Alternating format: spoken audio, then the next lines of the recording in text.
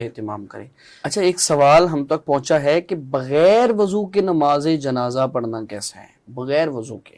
حیرت انگیز۔ اچھا، اس میں نا ایک غلط فہمی پائی جاتی ہے لوگوں میں۔ اصل مسئلہ یہ ہے کہ جو لوگوں کو سمجھنا چاہیے کہ کوئی شخص پہنچا ہے بر وقت، نماز جنازہ جو ہے وہ شروع ہو چکا ہے،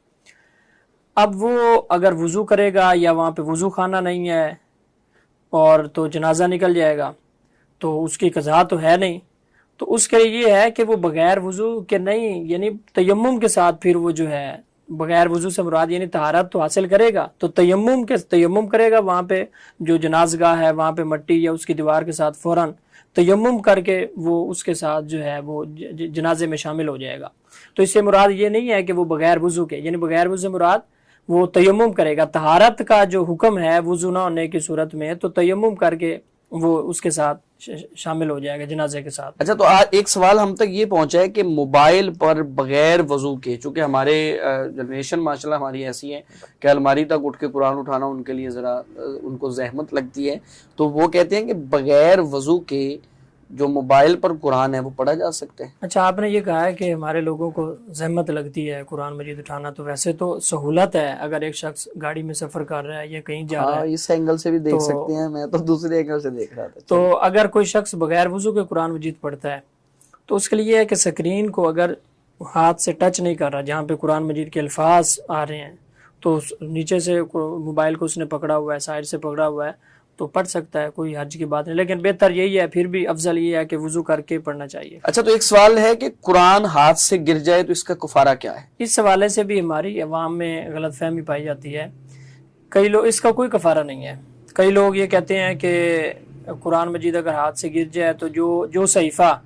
آپ کے ہاتھ سے گرا ہے تو اس کے برابر آپ آٹا جو ہے وہ آپ کو صدقہ کرنا ہوگا، یا فلاں چیز اس کے برابر آپ تول کے وہ صدقہ کریں گے، تو ایسا نہیں ہے، کوئی اس کا کفارہ نہیں ہے، چاہے وہ غلطی سے گرا ہے تو توبہ اور استغفار ہے، تو اس کا کوئی کفارہ نہیں، جان بوجھ کے تو نہیں نہ کر رہا، ظاہر ہے اس پر کیا کفارہ ہو۔ اچھا، اس میں تصویر والے کمرے میں نماز پڑھنے کا کیا ہوگا؟ یہ بھی بہت اہم ہے، چونکہ تصویریں لگی ہوتی ہیں گھروں میں، اور اس تصویر میں جاندار جانور بھی ہو سکتا ہے، کسی انسان کی تصویر بھی ہو سکتی ہے۔ اچھا، جو تصویر ہے نا، اس حوالے سے اگر تصویر تو آپ کے سامنے لگی ہوئی ہے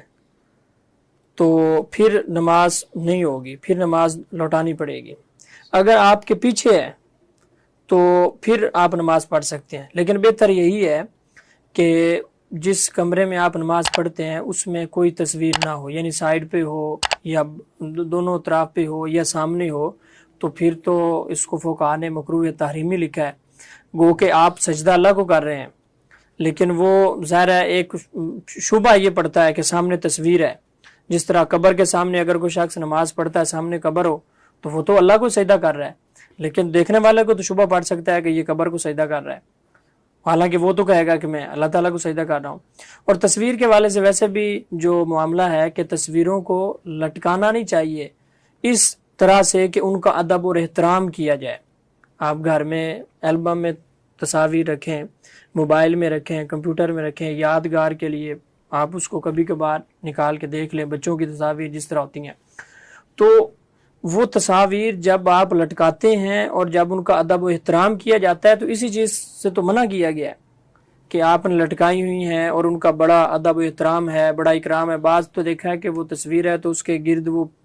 ہار وغیرہ اور ایسی چیزیں بھی ڈالی ہوئی ہوتی ہیں، تو وہ ادب و احترام، تصویر کا ادب و احترام نہیں ہے۔ جب یہ چیز آئے گی تو پھر خرابی پیدا ہوتی ہے۔ اچھا، حلالے کا حکم شرعی کیا ہے؟ حلالے کے بارے میں ذرا روشنی ڈالیے پلیز۔ اس حوالے سے نا ایک بات ذہن میں رکھنی چاہیے کہ اگر طلاق کو شریعت کے مطابق دیا جائے نا تو یہ سارے مسائل پیدا ہی نہ ہو، حلالے کی نوبت ہی نہ آئے۔ بالکل۔ طلاق جو ہے نا اس پر قرآن مجید بھرا پڑا ہے، قرآن مجید کے احکام جو ہیں، آخر کوئی تو وجہ ہے نا جو اتنا ڈیٹیل کے ساتھ اللہ تعالیٰ نے بیان کیا ہے۔